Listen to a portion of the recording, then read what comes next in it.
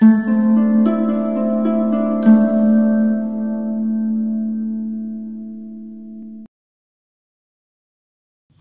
A very warm welcome. आप सबका एक बार फिर हार्दिक स्वागत है। आज हम कथा सम्राट मुंशी प्रेमचंद जी की काफ़ी चर्चित कहानी बड़े घर की बेटी का आस्वादन करेंगे। देखते हैं बड़े घर की बेटियां कैसे होती हैं। कहानी गौरीपुर गांव से जुड़ी है। वहां के जमींदार नंबरदार ठाकुर बेनी माधव सिंह के परिवार से संबंधित एक कहानी है। बेनी माधव सिंह के पितामह किसी समय बड़े धन धान्य संपन्न थे। कहा जाता है उनके दरवाजे पर हाथी झूमता था। गांव का पक्का तालाब, मंदिर सब उन्हीं की कीर्ति स्तंभ थे। ऐसे धन धान्य संपन्न पिता के पुत्र थे ठाकुर बेनी माधव सिंह। लेकिन बेनी माधव सिंह की हालत उतनी अच्छी न थी। उनकी वर्तमान आय 1,000 रुपये वार्षिक से अधिक न थी। वो क्या है, अपनी आधी से अधिक संपत्ति वे वकीलों को भेंट कर चुके थे। अब जिस आंगन में हाथी झूमते थे वहाँ उसकी जगह एक बूढ़ी भैंस थी, जिसके शरीर में अस्थि पंजर के सिवा और कुछ शेष न रहा था। और उस बेचारी बूढ़ी भैंस को फुर्सत से सुस्ताने का वक्त ही नहीं मिलता था। वो क्या था, परिवार का कोई ना कोई सदस्य हाड़ी लिए दूध दुहने के लिए उसके सिर पर सवार रहता था। ठाकुर बेनी माधव सिंह के 2 बेटे थे। बड़ा बेटा श्रीकंठ सिंह और छोटा बेटा लाल बिहारी सिंह। 2 बेटे और दोनों के अलग अलग तौर तरीके और स्वभाव। बड़ा बेटा श्रीकंठ किताबी कीड़ा था।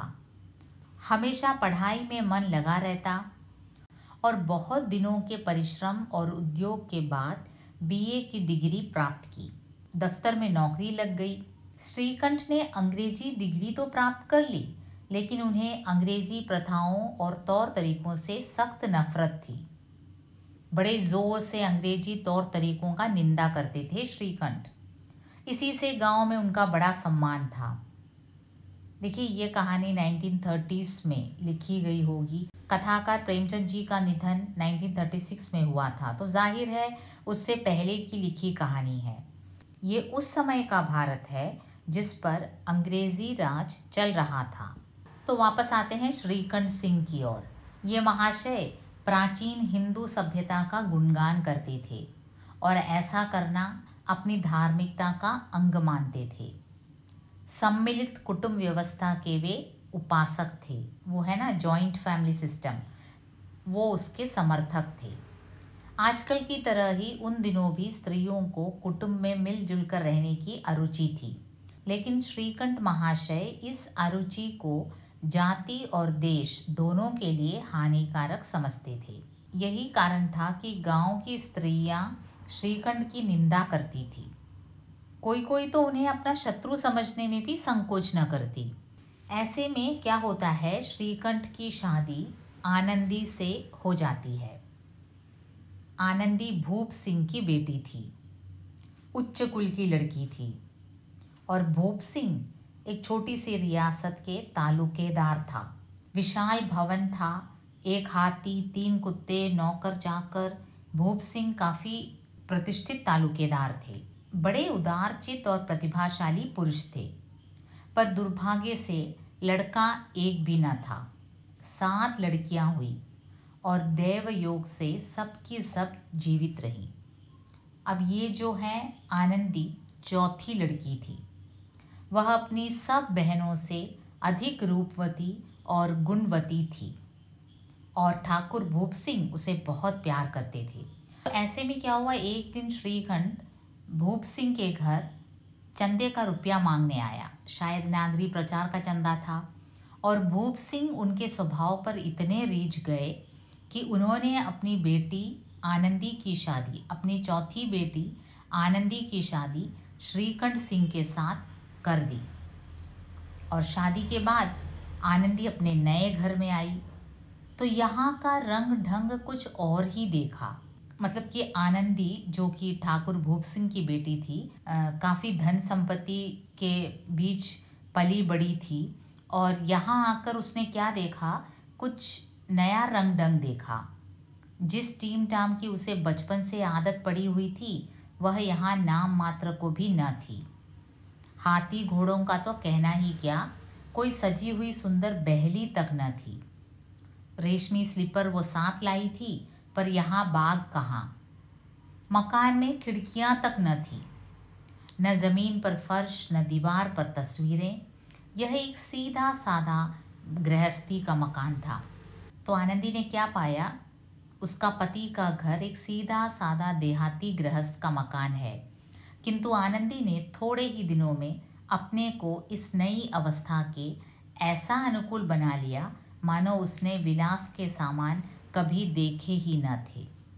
तो देखिए, ठाकुर भूप सिंह की बेटी जो काफ़ी धन संपत्ति के बीच पली बड़ी हुई, वो जब आती है श्रीकंठ के घर तो उसने पाया कि उसका पति का घर एकदम सादा सा गृहस्थ है, लेकिन वो एकदम से एडजस्ट कर लेती है। और इतना एडजस्ट कर लेती है कि उसे देखकर ऐसा लगता है कि उसने मानो विलास के सामान कभी देखे ही ना थे। तो आनंदी इतना एडजस्ट कर जाती है। ठाकुर बेनी माधव सिंह के छोटे बेटे के बारे में तो हमने कुछ कहा ही नहीं। छोटा बेटा लाल बिहारी सिंह अपने बड़े भाई के ठीक विपरीत था उसका स्वभाव। दोहरे बदन का एकदम सजीला जवान था, भरा हुआ मुखड़ा, चौड़ी छाती। भैंस का 2 सेर ताज़ा दूध वह उठकर सवेरे ही पी जाता था। तो ये छोटा लड़का लाल बिहारी सिंह दोहरे बदन का था, सजीला जवान था, भरा हुआ मुखड़ा, चौड़ी छाती और खूब खाना भी खाता था। भैंस का 2 सेर ताज़ा दूध वह चुटकी में पी जाता था। तो ऐसे में क्या होता है, एक दिन दोपहर के समय लाल बिहारी सिंह 2 चिड़िया लिए हुए आया और उसने आनंदी से कहा, जल्दी से पका दो, मुझे भूख लगी है। अब आनंदी भोजन बनाकर उसकी राह देख रही थी। अब वह नया व्यंजन बनाने बैठी। हांडी में देखा तो घी पाव भर से अधिक न था। बड़े घर की बेटी, किफ़ायत क्या जाने, उसने सब घी मांस में डाल दिया था।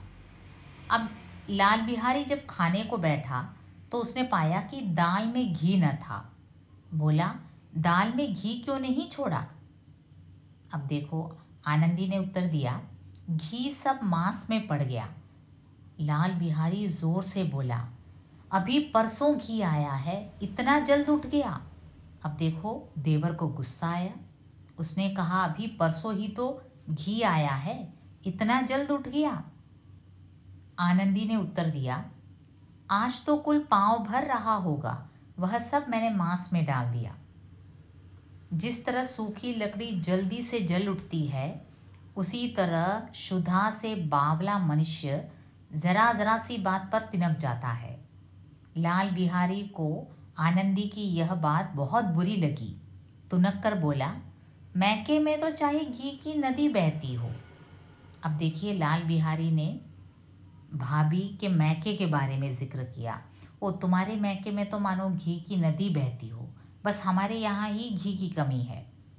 देखिए, स्त्री गालियाँ सह लेती है, मार भी सह लेती है, पर मैके की निंदा उससे नहीं सही जाती। आनंदी मुंह फेर कर बोली, हाथी मरा भी तो 9 लाख का, वहाँ इतना घी नित्य नाई कहार खा जाते हैं। अरे भाई, हमारे घर तो इतना घी तो जो नौकर हैं, चाकर हैं, वो खा जाते हैं। मतलब आनंदी ने कहा, और वो सच भी था। आनंदी बहुत बड़े घर की बेटी थी, घर में चीज़ों की किल्लत न थी और इतनी घी तो उनके नौकर चाकर ही खा जाते थे। तो उसने जब देखा कि उसका देवर उसके मायके के बारे में, उसके मायके वालों की निंदा कर रहा है, तो वो भी पीछे हटने वाली नहीं थी। वो भी मुंह फेर कर बोली, हाथी मरा भी तो 9 लाख का, वहाँ इतना घी नित्य नाई कहार खा जाते हैं।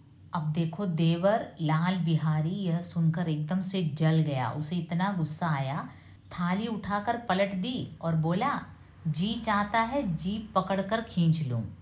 अब देखो, उसने सारी मान मर्यादा का उल्लंघन करके वो कहता है कि जी चाहता है, किसकी जीभ खींच दूं?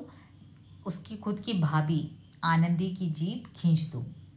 आनंदी को भी क्रोध आ गया, मुंह लाल हो गया, बोली, वह होते तो आज इसका मजा चखाते। वह कौन? मेरा पति। अगर मेरा पति देव होते तो आज इसका मजा चखाते। अब अपड़ उज्जड़ ठाकुर से न रहा गया। उसकी स्त्री एक साधारण जमींदार की बेटी थी। जब जी चाहता उस पर हाथ साफ कर लिया करता था। खड़ाऊ उठाकर आनंदी की ओर जोर से फेंकी और बोला, जिसके गुमान पर फूली हुई हो उसे भी देखूंगा और तुम्हें भी।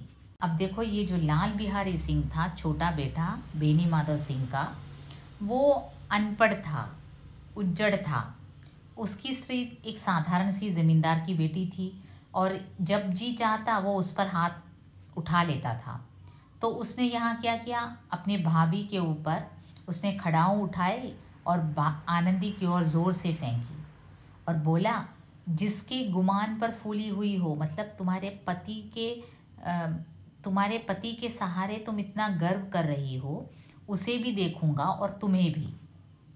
आनंदी ने हाथ से खड़ाऊ रोकी, सिर बच गया, पर उंगली में बड़ी चोट आई।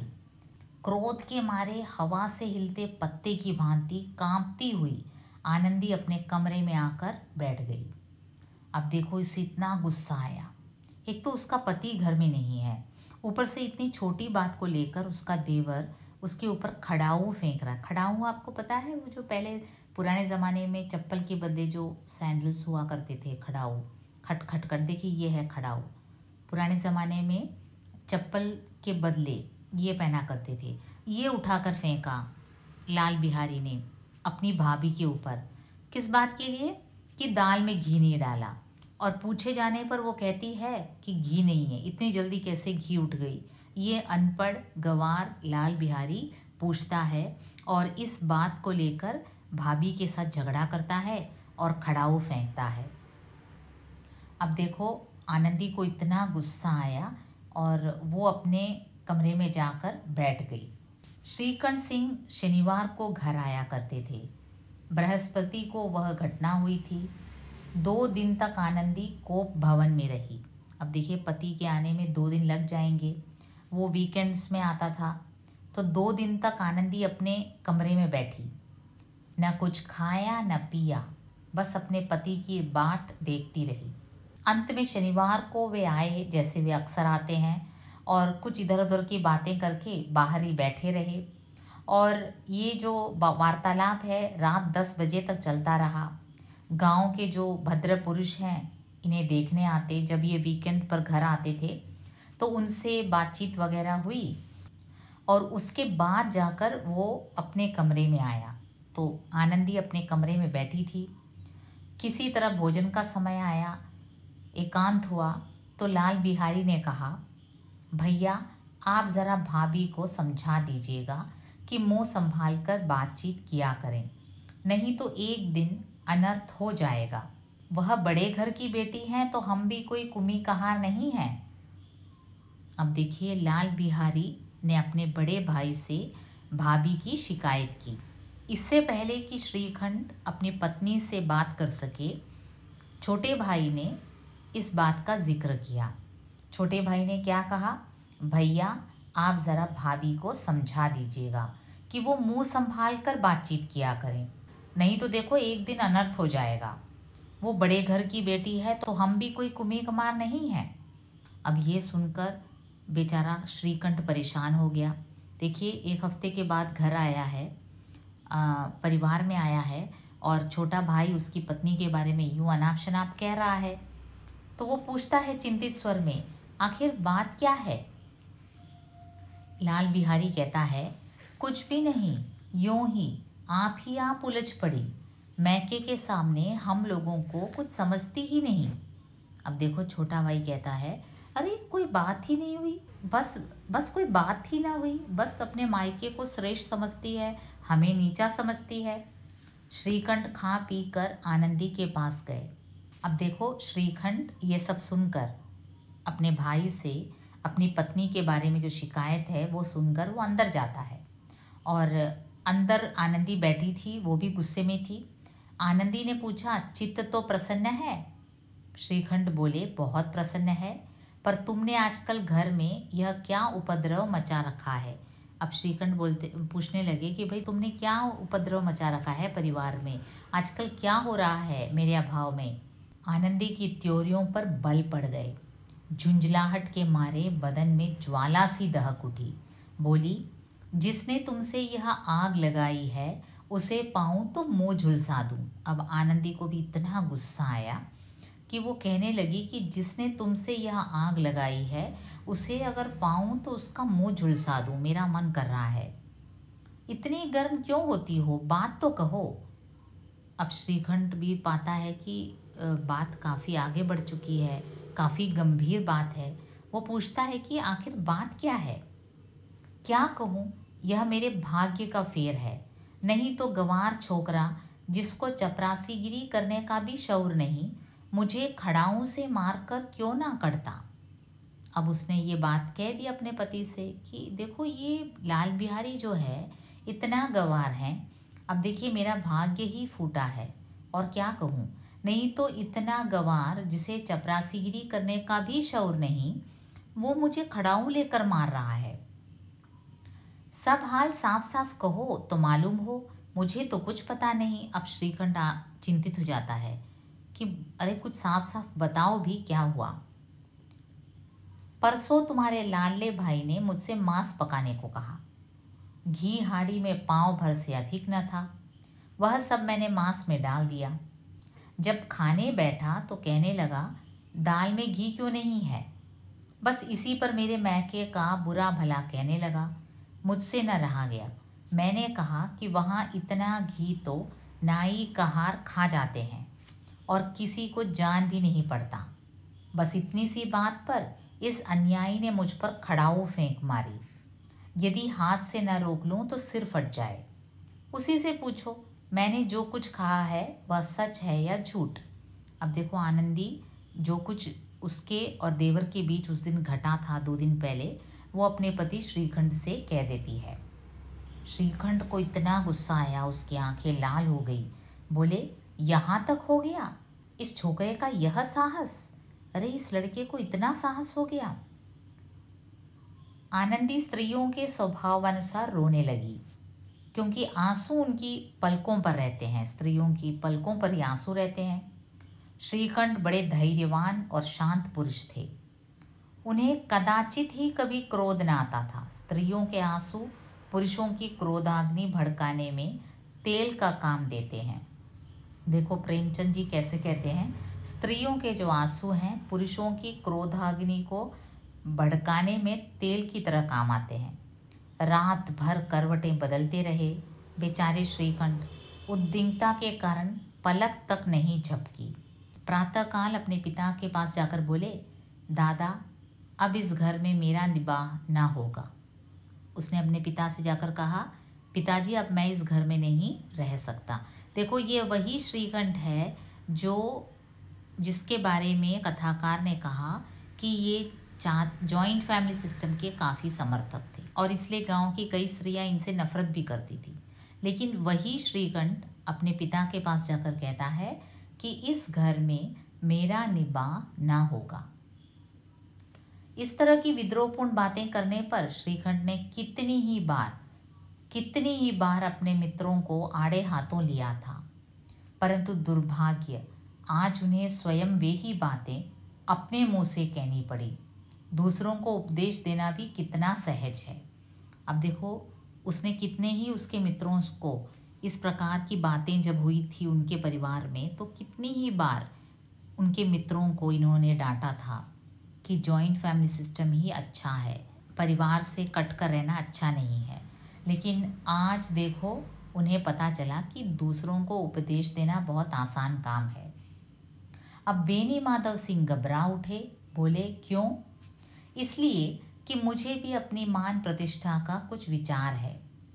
आपके घर में अब अन्याय और हठ का प्रकोप हो रहा है। जिनको बड़ों का आदर सम्मान करना चाहिए वे उनके सिर चढ़ते हैं। मैं दूसरों का नौकर ठहरा, घर पर रहता नहीं। यहाँ मेरे पीछे स्त्रियों पर खड़ाओं और जूतों की बौछारें होती हैं। कड़ी बात तक चिंता नहीं, कोई एक की दो कह ले, यहाँ तक मैं सह सकता हूँ, किंतु यह कदापि नहीं हो सकता कि मेरे ऊपर लात घूंसे पड़े और मैं दम न मारूं। अब देखिए, श्रीकंठ ने बात एकदम व्यक्त कर दिया अपने पिता से कि मैं तो दूसरों का नौकर ठहरा, सरकारी नौकर ठहरा, मैं अपने नौकरी के वास्ते घर पे नहीं रहता हूँ, और मेरे घर में मेरी ही स्त्री पर यदि कोई खड़ाऊ फेंके तो मैं कैसे सह लूँगा। अगर एक दो बातें हो जाती हैं आपस में उतनी तक तो ठीक है, लेकिन यहाँ तो मारपीट होने की बात चल रही है, तो ऐसे में यहाँ रहना मेरे लिए मुश्किल है। बेनी माधव सिंह कुछ जवाब ही न दे सके। श्रीकंठ सदैव उनका आदर करते थे। उनके ऐसे तेवर देखकर बूढ़ा ठाकुर एकदम अवाक रह गया। केवल इतना ही बोला, बेटा, तुम बुद्धिमान होकर ऐसी बातें करते हो। स्त्रियां इस तरह घर का नाश कर देती हैं, उनका बहुत सिर चढ़ाना अच्छा नहीं। अब देखो पिता ने क्या उपदेश दिया। ये जो स्त्रियां हैं अक्सर इस तरह घर का नाश कर देती हैं, उनको ज़्यादा सिर चढ़ाना अच्छा नहीं है। इतना मैं जानता हूँ, आपके आशीर्वाद से ऐसा मूर्ख नहीं हूँ। आप स्वयं जानते हैं कि मेरे ही समझाने बुझाने से इसी गांव में कई घर संभल गए, पर जिस स्त्री की मान प्रतिष्ठा का ईश्वर के दरबार में उत्तरदाता हूँ, उसके प्रति ऐसा घोर अन्याय और पशुवत व्यवहार मुझे असह्य है। आप सच मानिए, मेरे लिए यही कुछ कम नहीं है कि लाल बिहारी को कुछ दंड नहीं देता।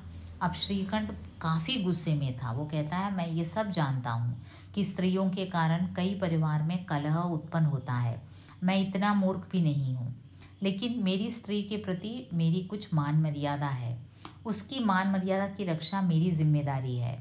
अब मेरे गैर हाजिरी में अगर उस पर इस प्रकार आक्रमण हुआ हो तो मैं इसके खिलाफ कुछ आवाज़ ना उठाऊं, ये मुमकिन कैसे हो सकता है।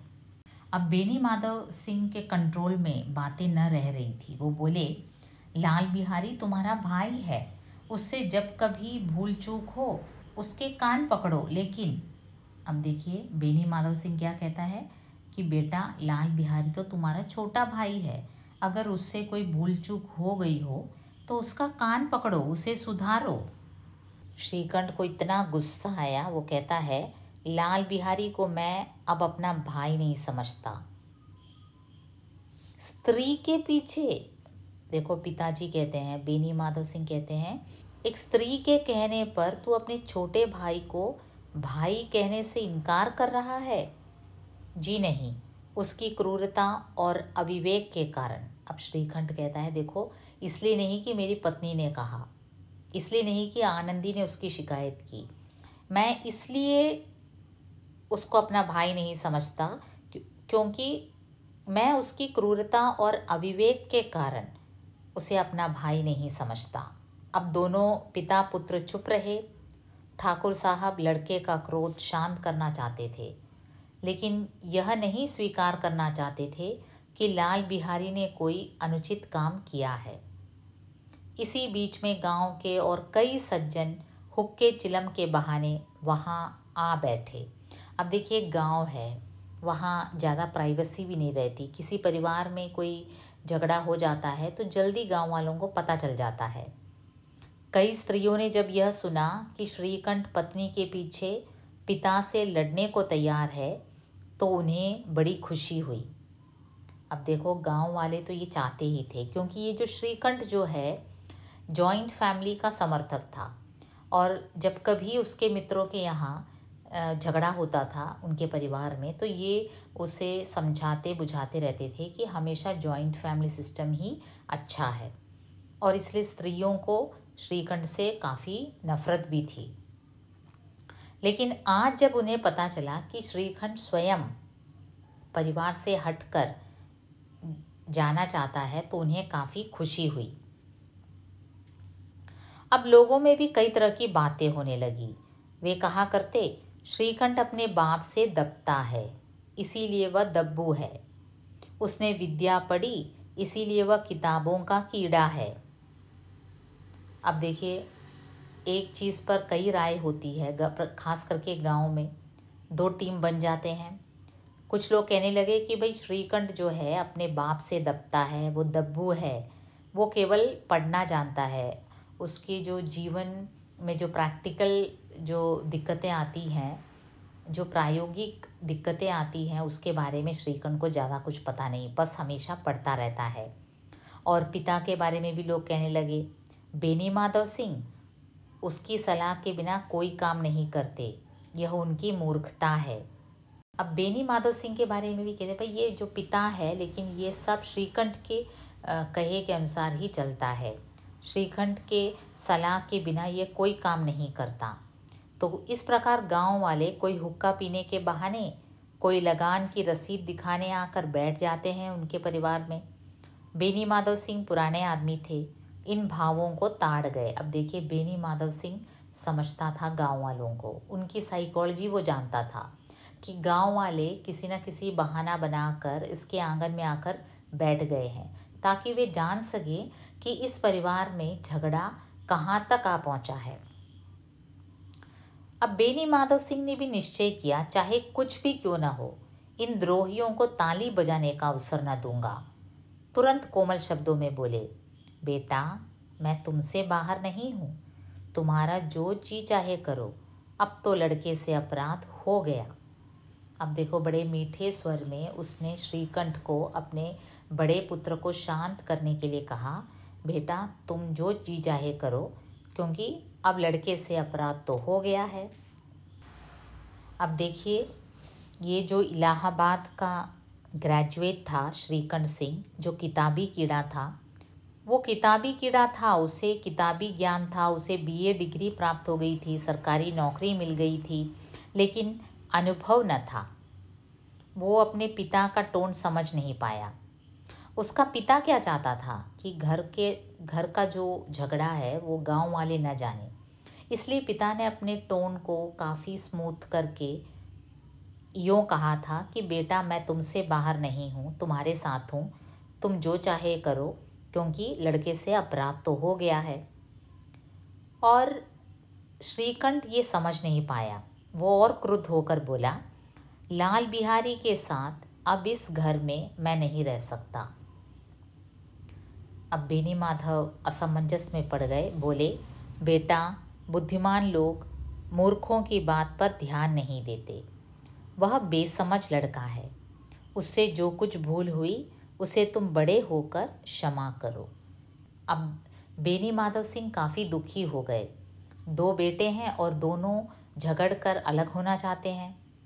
तो उन्होंने काफ़ी संयम से कहा कि बुद्धिमान लोग मूर्खों की बात पर ध्यान नहीं देते। वो तो एक बेसमझ है, एक मूर्ख है। लाल बिहारी जो छोटा बेटा है, उससे जो कुछ भूल हुई उसे तुम बड़े होकर बेटा क्षमा कर दो। उसकी इस दुष्टता को मैं कदापि नहीं सह सकता। या तो वह घर में रहेगा या मैं। आपको यदि वह अधिक प्यारा है तो मुझे विदा कीजिए, मैं अपना भार आप संभाल लूँगा। अब देखो, श्रीकंठ को इतना गुस्सा आया, वो कहता है, मैं अपने छोटे भाई लाल बिहारी के साथ एक मिनट भी इस घर में नहीं रह सकता। या तो वो घर में रहेगा या मैं। आपको यदि वो अधिक प्यारा है तो मुझे विदा कीजिए, मैं अपना भार खुद संभालूंगा। और यदि आपको मुझे रखना है तो उससे कहिए जहाँ चाहे चला जाए। बस यह मेरा अंतिम निश्चय है। लाल बिहारी सिंह दरवाजे की चौखट पर चुपचाप खड़े भाई की बातें सुन रहा था। अब देखो, छोटे भाई ने ये सुन लिया कि बड़ा भाई उसका मुंह नहीं देखना चाहता। वो उनका बहुत आदर करता था। उसे कभी इतना साहस न हुआ था कि श्रीकंठ के सामने चारपाई पर बैठ जाए, हुक्का पी ले या पान खा ले। बाप का भी वह इतना मान न करता था। श्रीकंठ का भी उस पर हार्दिक स्नेह था। अपने होश में उन्होंने कभी उसे घुड़का तक न था। अब देखिए, आश्चर्य की बात यह है कि लाल बिहारी अपने बड़े भाई के प्रति काफ़ी आदर की भावना रखता था। पिता से भी ज़्यादा आदर करता था अपने बड़े भाई का। बड़े भाई के सामने चारपाई पर न बैठता था, हुक्का न पीता था, पान भी न खाता था। बड़े भाई के सामने। और श्रीकंठ भी अपने छोटे भाई से काफ़ी प्यार करता था। उसने कभी उसे मारा नहीं, और जब भी वो इलाहाबाद से आते तो उसके लिए कोई ना कोई वस्तु अवश्य लेकर आते। अब देखिए, दोनों भाइयों में इतना प्रेम था, लेकिन न जाने एक छोटी सी बात को लेकर परिवार में झगड़ा हो गया। अब देखिए ऐसे और ये जो श्रीखंड है वो भी जब भी आता था अपने भाई के लिए कुछ ना कुछ लेकर आता था बड़े प्यार से। तो ऐसे भाई के मुंह से आज ऐसी हृदय विदारक बात सुनकर लाल बिहारी को बड़ा दुख हुआ। वह फूट फूट कर रोने लगा। अब देखिए वो अपने किए पर पछता रहा था। भाई के आने से एक दिन पहले उसकी छाती धड़कती थी कि देखूं भैया क्या कहते हैं, मैं उनके सम्मुख कैसे जाऊंगा, उनसे कैसे बोलूँगा, मेरी आंखें उनके सामने कैसे उठेंगी। उसे डाउट था, उसे पता था कि ऐसा ही सब कुछ होने वाला है, लेकिन उसने क्या सोचा था कि भैया मुझे बुलाकर समझा देंगे। लेकिन हुआ क्या, उसके आशा के विपरीत आज उसने उन्हें निर्दयता की मूर्ति बने हुए पाया। वह मूर्ख था, परंतु उसका मन कहता था कि भैया मेरे साथ अन्याय कर रहे हैं। यदि श्रीकंठ उसे अकेले में बुलाकर दो चार बातें कह देते, इतना ही नहीं दो चार तमाचे भी लगा देते, तो कदाचित उसे इतना दुख न होता। पर भाई का यह कहना कि अब मैं उसकी सूरत नहीं देखना चाहता, लाल बिहारी से सहा न गया।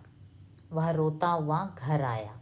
अब देखिए ये जो छोटा भाई है वो मन में सोचता था कि अगर बड़ा भाई मुझे अकेले में मुझसे पूछे कि तू ये सब क्या कर बैठा और मुझे मार भी दे तो इतना दुख ना होगा।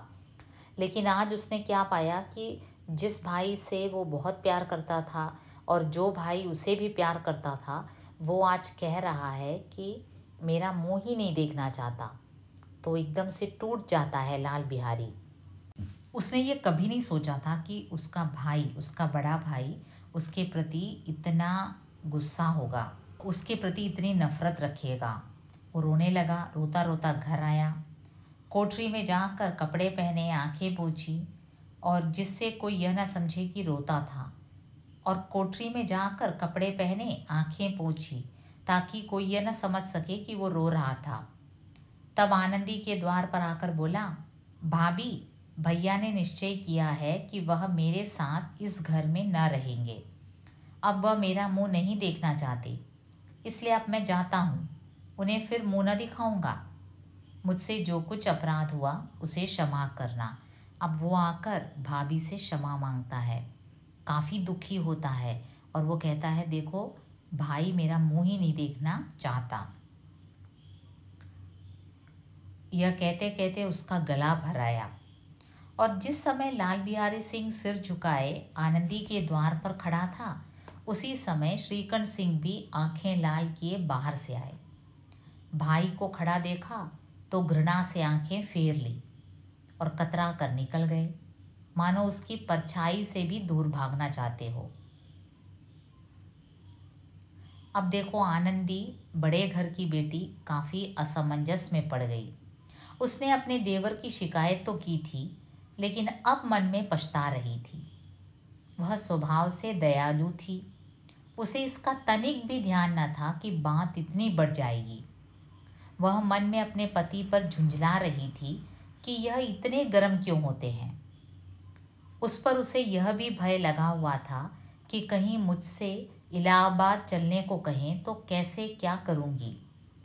इस बीच में जब उसने लाल बिहारी को दरवाजे पर खड़े यह कहते सुना कि अब मैं जाता हूँ, मुझसे जो कुछ अपराध हुआ क्षमा करना, तो उसका रहा सहा क्रोध भी पानी हो गया।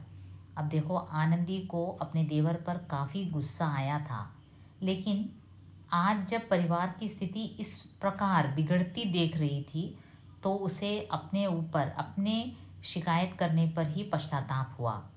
उसे लगा उसका पति इतना क्यों ओवर रिएक्ट कर रहा है।